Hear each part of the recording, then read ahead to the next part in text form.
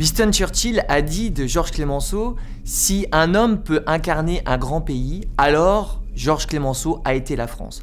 Foch disait également de lui « Il aime la France jalousement, comme sa maîtresse ». Finalement, on pourrait résumer le gouvernement Clemenceau entre novembre 1917 et 1918 à son fameux discours « Politique intérieure, je fais la guerre. Politique extérieure, je fais toujours la guerre ». Comment Georges Clemenceau arrive au pouvoir en 1917? C'est un homme politique d'une grande expérience qui a été chef de gouvernement entre 1906 et 1909, d'où son surnom, le Tigre. Il a été marqué par la défaite de 1870. Sans être revanchard, il se veut extrêmement méfiant à l'égard de l'Allemagne.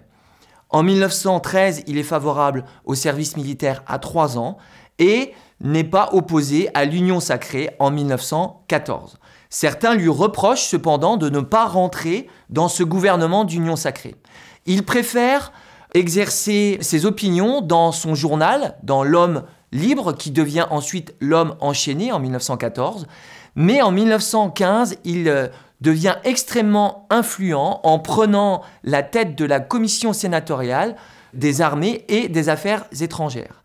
En 1917, le contexte est extrêmement difficile pour notre pays, pour la France, et Georges Clemenceau va mener une politique influente au Sénat et à l'Assemblée nationale, où il va tenir en juillet ce que certains vont appeler sa déclaration de candidature, où il est extrêmement violent et agressif contre le gouvernement en place.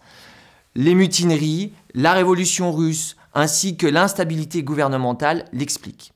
Finalement, en novembre 1917, le président de la République, Raymond Poincaré, décide d'appeler Georges Clemenceau au pouvoir.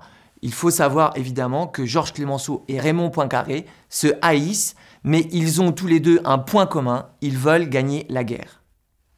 Politique intérieure, je fais la guerre.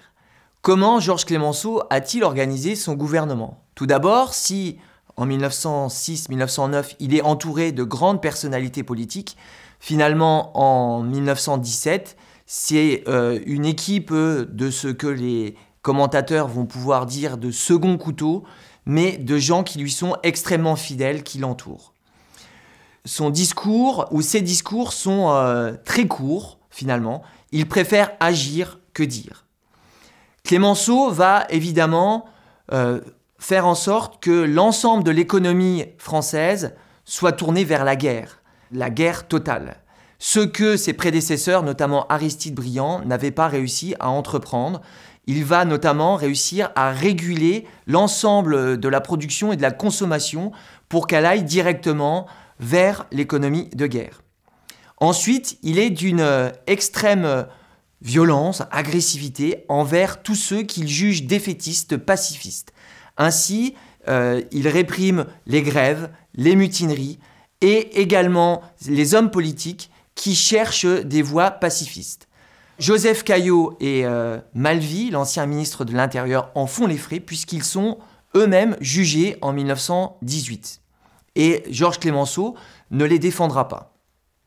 Si il est extrêmement sévère envers une presse, notamment Bonnet Rouge, qu'il va interdire, puisqu'elle était plus ou moins financée par l'Allemagne, il est assez libéral sur le plan de la presse et la censure ne s'exerce que très peu.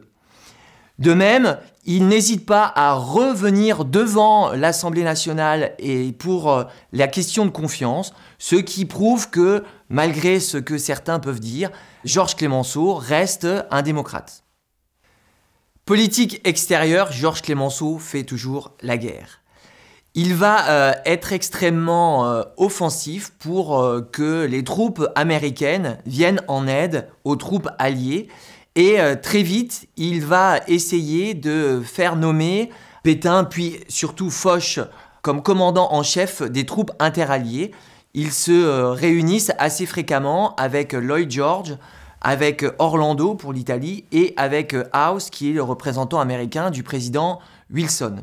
Ainsi, Foch devient commandant en chef des troupes interalliées en 1918. De même, il va avoir recours à l'immigration italienne pour que les travailleurs immigrés puissent aider la France dans l'économie de guerre. Enfin, il n'hésite pas à recourir aux troupes coloniales, à ce que on appelle la force noire du général Mangin, ce qui prouve que l'ensemble de notre pays est en économie de guerre. De même, Georges Clemenceau n'hésite pas à aller au front. En effet, sur une année entre novembre 17 et novembre 18, 90 jours seront ou ont été consacrés par Georges Clemenceau à la visite des troupes.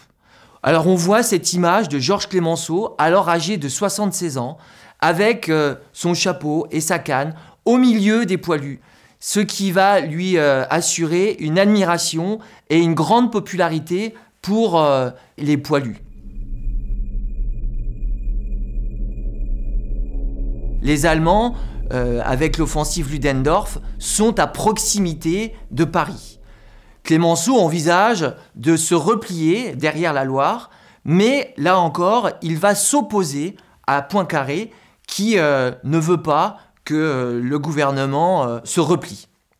La situation est également difficile sur le plan politique puisque les deux présidents de l'Assemblée nationale et du Sénat s'opposent à Clemenceau. Il va redemander la question de confiance qu'il va obtenir.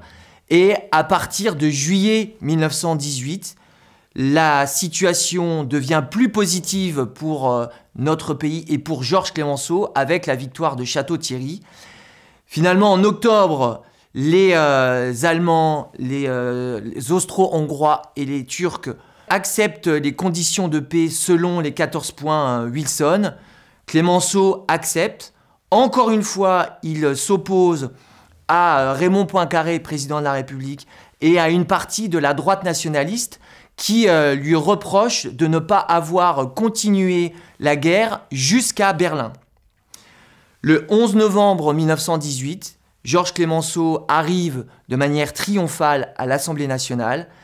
Il affirme que sa mission est accomplie et il dit que la nation unie et indivisible salue le retour de l'Alsace et de la Moselle. Évidemment, Georges Clemenceau va avoir un nouveau surnom. Au Tigre, on va lui associer celui de Père la Victoire. Son rôle va être un peu plus obscur et critiqué à partir de 1919, puisque certains vont lui dire qu'il va avoir perdu la paix, même s'il a gagné la guerre.